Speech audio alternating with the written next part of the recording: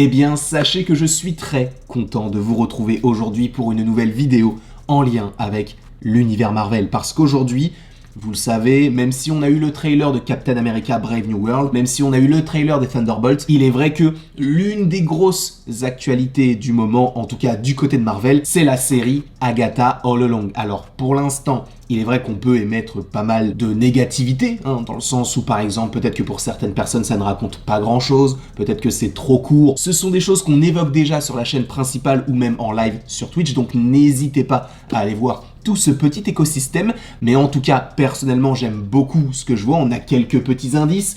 Et il est vrai que la série prend une très belle tournure. En revanche, il y a une question que je me pose, notamment par rapport à l'épisode 2. En effet, afin de regarder cette vidéo dans les meilleures conditions, il ne faut pas avoir peur de futurs spoils concernant Agatha All Along.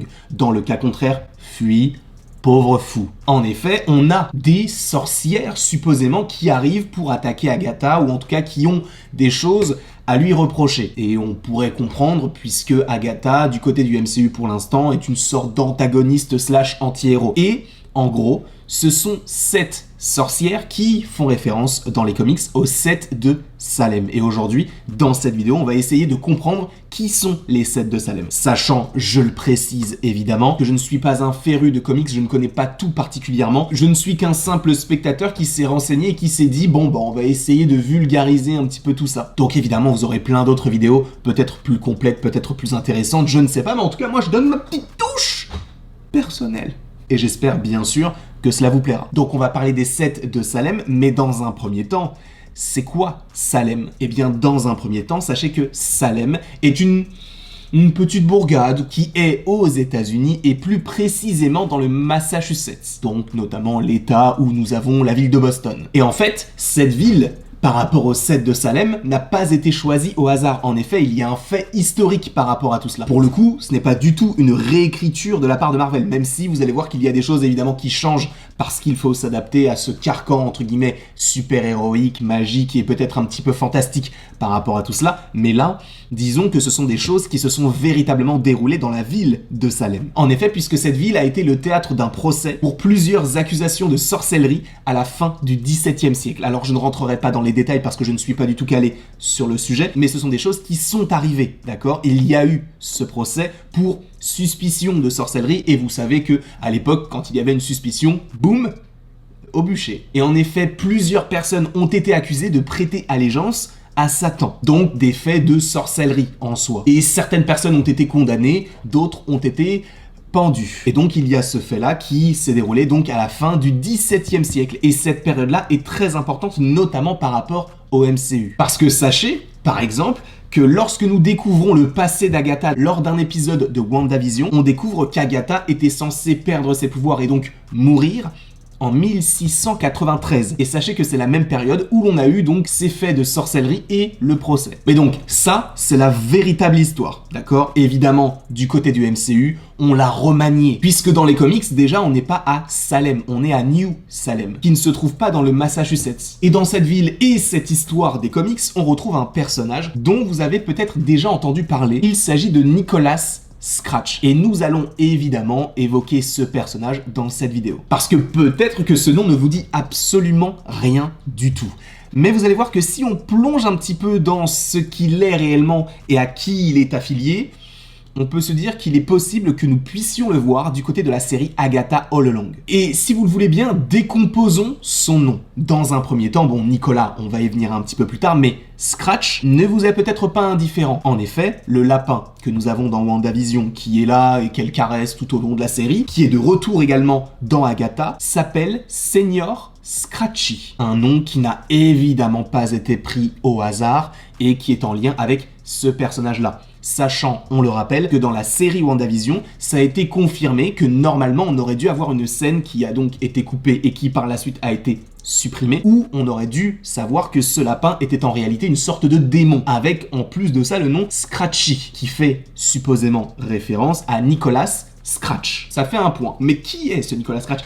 Attends, le teasing, ça fait du bien aussi, non? De plus, on a le prénom Nicolas ou Nicolas pour les intimes, même si bon, ça ne change absolument rien, parce qu'en fait c'est juste l'accent anglo-saxon qu'on rajoute, ça n'a rien d'intime. Mais en tout cas, Nicholas, cela fait référence à quelque chose que nous avons du côté de la série Agatha. Pourquoi? Eh bien tout simplement parce que vous savez, dans l'épisode 1, lorsqu'on découvre qu'Agatha est une sorte d'inspecteur, elle va rentrer chez elle et elle ouvre une porte où il est écrit Nikki, où on a des dessins d'enfants, etc. On suppose très simplement que Agatha a eu un enfant et qu'il s'appelle Nikki. Sauf que Nikki, c'est le diminutif, donc la réduction du nom Nicholas. Donc on a dans un premier temps le prénom Nicolas, Nikki, et en plus de ça, on a le nom Scratch dans Seigneur Scratchy, le lapin qui aurait dû être un démon. Et ça fait quand même beaucoup. Sauf que on va aller un petit peu plus loin, si vous le voulez bien. En effet, dans l'épisode, Agatha semble avoir eu un enfant, donc il s'appelle Nicolas. Mais dans les comics,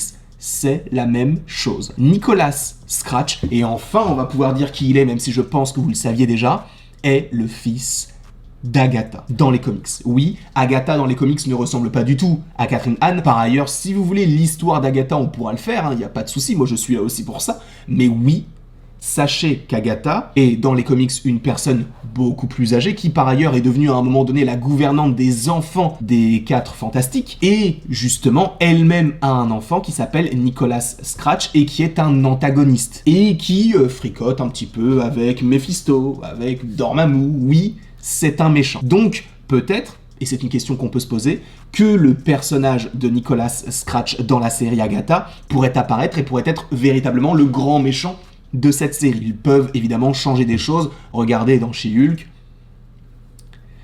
Intelligentsia. Bon, ne rentrons pas dans ce sujet-là parce que ça me fait mal.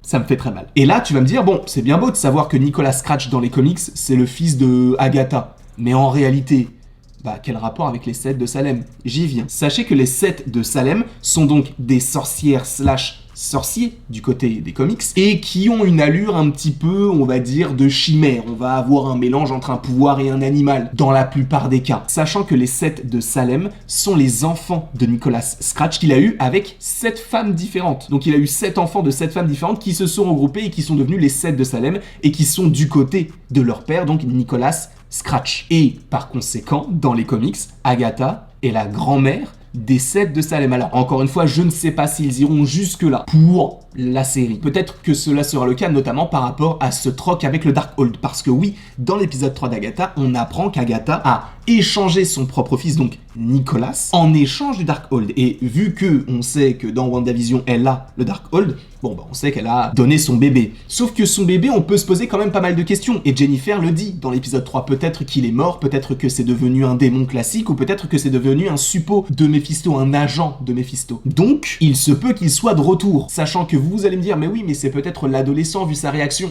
Non. Je ne pense pas. Je pense qu'il a réagi comme ça parce que lui, il idéalise Agatha par rapport au côté magique et à la légende qu'elle est supposément dans ce milieu-là. Mais là, il descend entre guillemets d'un étage parce qu'il est supposément déçu de ce qu'il apprend. Et il en a même possiblement peur parce qu'il a peut-être peur qu'elle fasse la même chose sur lui. Et en gros, je vais vous faire la liste des personnages. Bon, ils ne sont pas forcément très intéressants, sachant qu'ils seront totalement différents du côté de la série. Parce qu'on a Brutacus, alors oui, les noms se sont éclatés, on ne va pas se mentir, qui lui est une sorte d'homme-lion. On va avoir Vertigo qui a le pouvoir de déséquilibrer les personnages. Alors tu vas me dire, ouais, c'est nul comme pouvoir, mais en même temps, va te battre quand t'es déséquilibré. Tu n'y arriveras pas. Ensuite, on a Vacuum, qui n'est autre qu'un personnage qui arrivera à manipuler l'air, qui fera des trous d'air, etc. Bref, il arrive à contrôler un peu cet élément-là. On va avoir le personnage de Thorn qui, elle, est recouverte d'épines. Il y a également Gazelle qui va très vite, comme son nom l'indique. Hydron qui a une sorte de bras aquatique avec un canon à eau, enfin bref. C'est un personnage aquatique. Et on va avoir Reptilia qui a une main de serpent. Donc ces 7 personnages sont les 7 de Salem. Sauf que du côté de la série, a priori, on partirait plus sur des sorcières qui se métamorphosent en animal. C'est pour ça que du côté de l'épisode 2, je crois, on voit un rat, on voit un corbeau, on voit une sorte de renard en ces animaux-là pour observer de loin Agatha. Et la prévenir qu'elles arrivent. Évidemment, tu vas me dire, mais t'es resté qu'en surface. Je ne suis pas un très grand connaisseur des comics. Je veux rester à ma place, entre guillemets, en vous donnant des informations que tout le monde peut trouver, mais en les condensant, en les regroupant pour vous dire, voilà qui sont les 7 de Salem. Ce sont des antagonistes à l'histoire d'Agatha, qui sont du côté de leur père, qui est donc le fils d'Agatha. Il va y avoir bon nombre d'affrontements entre les deux. En tout cas, je ne sais pas ce que vous en pensez. N'hésitez pas à me le dire dans les commentaires. N'hésitez pas non plus à aimer, à partager et à vous abonner, si ce n'est pas déjà le cas. Et après tout ceci, Il ne me reste plus qu'à vous dire à la prochaine pour la prochaine.